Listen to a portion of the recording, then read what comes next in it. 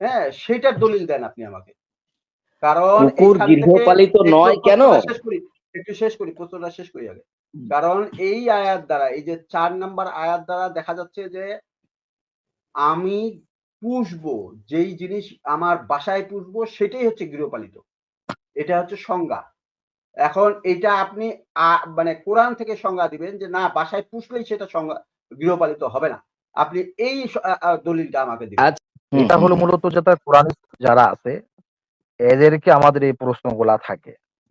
তো সেই আচ্ছা, দৃষ্টিকোণ থেকে আমি আপনি আমি যেহেতু এবার দাবি এই জায়গাটা করছেন, থেকে বলি ভাই, আলিফ ভাই, না, আমি এই আমার জায়গাটা কথা থেকে শেষ বলি। আমার কথা শেষ করতে দেন।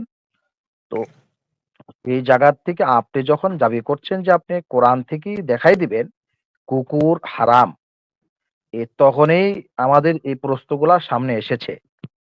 কারণ এখন যেহেতু কোরআন থেকেই যদি আমরা পেয়ে যাই তাহলে আমাদের তো হাদিসে যাওয়ার কোনো প্রয়োজনীয়তা নাই। এই কারণেই আসলে উসুল আপনি যেটা বলতেছেন এবং বাহিমাতুল আনামের যে ব্যাখ্যা আপনি করতেছেন, এটা তো মনে করেন যে আহ, যারা এই আয়াতের ব্যাখ্যা করেছেন বা শাব্দিক ব্যাখ্যা করেছেন তাদের একটা উসুল নিয়ে আমরা আলোচনা করছি। তো দেখা যেতেছে যে আমরা কিন্তু বোঝার ক্ষেত্রে কোরআনের বাইরের থেকে আমরা মুহাদ্দিস যারা আছেন বা ফকিহ যারা আছেন এদের থেকে আমরা বুঝছি। এক্সাক্টলি, হ্যাঁ, এক্সাক্টলি।